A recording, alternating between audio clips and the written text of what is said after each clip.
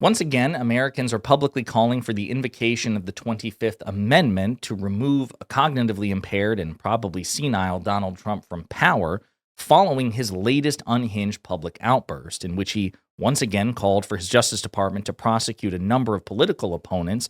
But in the rant, he was so confused about the timetable, accusing people in the private sector of rigging the 2020 election against him when they had no government power and he was the one in charge. It has baffled people and once again shows that Donald Trump seems to have a tenuous grasp on reality. But before we unpack all that, if you end up liking this video and you want to support the channel, please be sure to hit the like, subscribe, and alert bells before you go.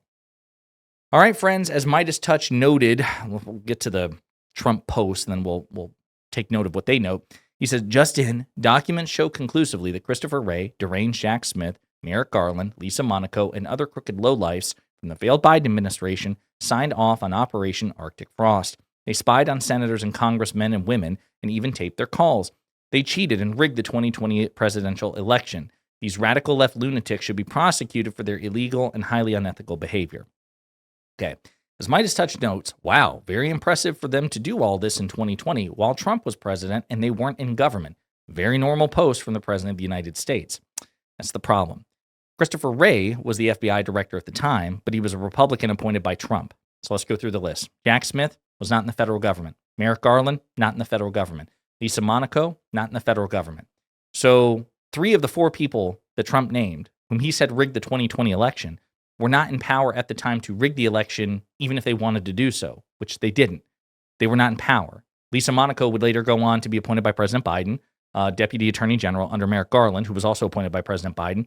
And Jack Smith would be appointed special counsel and be brought back into the federal government in like 2023, 3 years after the 2020 election. So what are you talking about, bro? What the hell are you talking about?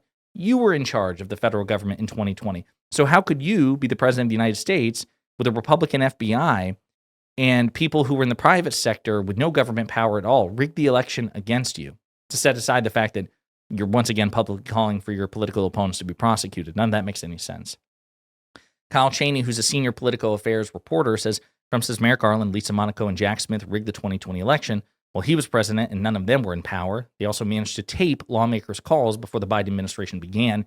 Quite clearly, none of that happened. Again, how could you possibly tape the calls when they weren't in a position of power to tape the calls in the first place? Did you tape the calls, Trump? Were you the one spying? What the hell are you talking about? Somebody commented, also, again, Jack Smith did not sign off on Arctic Frost and was working in Europe. The others, quite obviously, would have had to sign off on an investigation of a former president's campaign. Would have been weirder if they did not. Somebody points out, I believe Trump is talking about when the FBI obtained the phone records of 8 GOP senators and 1 House member from the January 6th period. Those records were subpoenaed in 2023. No phone calls were taped. And Kyle Cheney says he's 100% talking about and badly mischaracterizing those records. We'll get into Arctic Frost in a second. Dan Goldman, Democratic congressman in New York's one of New York's districts, said in response to Chuck Grassley talking about Arctic Frost, received a letter from Jack Smith about my Arctic Frost investigation. I'm conducting an objective assessment of the facts and law like he says he wants. So far, we exposed an anti-Trump FBI agent, started investigation / broke FBI rules, and only Republicans were targeted. Smells like politics. Dan Goldman points out, when Democrats conspire with the president to overturn an election, I hope and expect that the DOJ will investigate them. But as you know, Chuck Grassley, that didn't happen in 2020. It was only Republicans who tried to overturn the election. So it makes sense that only Republicans were targeted. We'll get into the Arctic Frost stuff in just a second. We'll get into some of the funny reactions to it. But if you look, Trump 25th Amendment is trending. People are talking about that he should be, that the 25th Amendment should be invoked after Donald Trump, badly mischaracterized this particular time frame. It's like, dude, what are you talking about, man? What the hell are you talking about? You were in power at the time. So let's look at the Arctic Frost thing, okay? Because this is, again, something that's been talked about for several weeks. CNN has a good breakdown of it by Aaron Blake, who's one of my favorites, breaking down the arguments on the Biden DOJ obtaining Republicans' phone records. Congressional Republicans have spent years claiming the federal government has been weaponized against their side. They've regularly done this by making hyperbolic claims that went well beyond the available evidence. It's happened yet again. We learned Monday that special counsel Jack Smith had obtained the phone records of 9 congressional Republicans as part of his January 6th investigation. Republicans quickly raised this as proof positive of a Watergate-esque conspiracy against them. Few key points. The GOP is exaggerating the evidence. The news was greeted almost instantly with Republican claims and suggestions of a vast conspiracy. Biden FBI weaponization, worse than Watergate, said Grassley. FBI Director Kash Patel declared it proof that the records were, quote, seized for political purposes. Trump said Smith, quote, got caught with his hand in the cookie jar. And Republicans made a focal point of the hearing on Tuesday, featuring Attorney General Pam Bondi. Tap my phone, tap Lindsey Graham's phone, tap Marsha Blackburn's phone, tap 5 other phones of United States senators. Gee, it sure looks like targeting political appointees to me. The first thing to note is that the evidence doesn't show any phones were tapped. It shows the FBI obtained court orders for phone records, i.e. call logs. This is not the same as the government listening in on the content of the phone conversations. When a journalist pointed that out Tuesday, Hawley responded by suggesting the call log information was basically equivalent to phone tapping, so again, objectively wrong. Nor does the evidence fit what is traditionally understood to constitute spying. Trump has regularly exaggerated evidence to claim that the Biden DOJ spied on his 2016 campaign. It's also not surprising. We already knew that the phone records of some lawmakers were seized in Smith's probe because the Justice Department had to overcome legal hurdles posed by the Constitution's speech or debate clause. It's difficult to understand how Smith could ever have conducted such a probe without obtaining some phone records of lawmakers. That's because Trump's pressure on lawmakers was a key part of his effort to overturn the 2020 election. In other words, yes, of course he would go for call logs, because part of the claims and part of the indictments against him is that Trump was trying to pressure lawmakers to overturn the 2020 election. The only way you could prove that is if you had phone evidence of Trump attempting to do so. This is some evidence, right? So it's not surprising. It's a key part of the case. We've known it for years. They're just hoping that people have forgotten about it. We also know from Smith's report and evidence uncovered by the House January 6 Select Committee that Trump had been reaching out to lawmakers and instructing staff to do the same. So, again, it's just patently, categorically absurd. I'll also point out that what Aaron Blake has said here, which is that Trump's DOJ obtained Democratic lawmakers' phone records.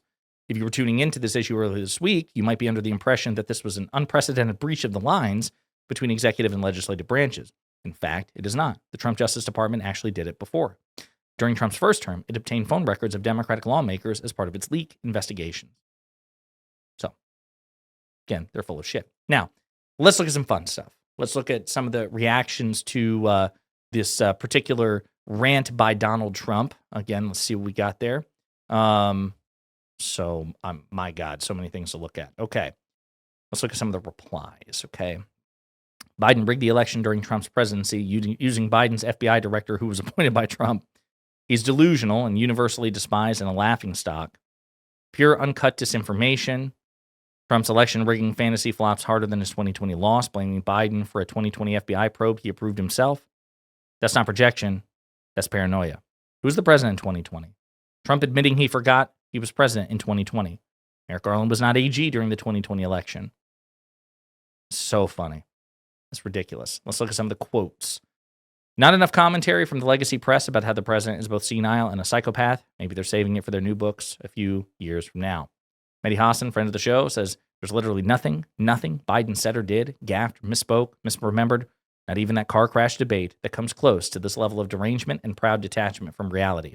25th Amendment territory right here. Can't wait for Jake Tapper's book about this. Very clearly more Trump lies. The playbook is to paint leftists as crazy extremists and create more division in the country. Again, I don't know if it's a lie. It could be that he just has no friggin' clue. One of the most fascinating underreported stories in politics right now is the concerted efforts among Republicans to pretend that Joe Biden was president in 2020. Yeah, Donald Trump's post here is the real Trump derangement syndrome. I agree. The lies are getting lazy. Not too long now, Trump is building camps to hold all his enemies. Everyone who didn't vote for him is on his enemy list. Would someone please remind Trump who was president in 2020? Let's see here. Some of the responses to Kyle Cheney. If there are, in fact, these tapes, why didn't Kash Patel just release them? Exactly none of that happened, and Trump knows it. Again, we don't know. This is the same guy who mocked Trump for saying his phone conversation were monitored, and they were. You bet his fallback will be they didn't use tape. It was all digital. No, sir. No, they were just call logs, not tapes. Again, you need to provide evidence of tapes. My favorite part is him naming Christopher Wray the FBI director he himself appointed. Again, it's just funny how it really is how he has this ridiculous relationship with linear time. He just doesn't seem to understand how it works.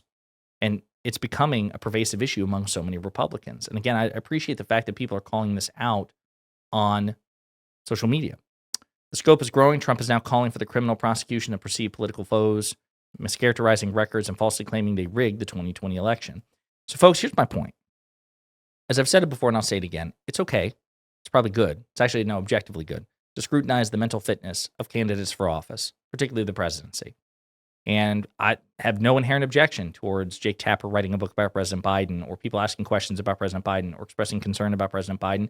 I have no pressure or problem with people pressuring President Biden to drop out of the race after that disastrous debate. No issue with that. There should be one standard, and we should hold everybody to that standard. And as Mehdi Hassan points out, there's just no comparison here. Donald Trump is not only stupider than President Biden, he's also less informed, less educated, and he makes mistakes that Biden never made and makes them repeatedly. He just has no conception of time whatsoever. Donald Trump wants you to believe that when he was in power, the Republican FBI director that he appointed worked with 3 other people who had no power to speak of and were in the private sector, no power, and rigged a nationwide election. And Trump couldn't prove that the election was stolen, even in front of sympathetic judges, right-wing judges, Trump-appointed judges.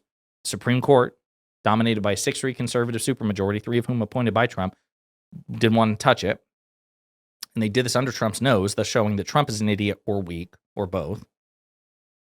And as a justification for this, but again, he has no conception of time. As a justification for this, he's using it to justify going after Merrick Garland, Jack Smith, Lisa Monaco, former deputy attorney general, and Christopher Wray, again, the very FBI director he appointed, demanding political prosecutions and demonstrating that he has no firm grasp of linear time and the facts of the matter.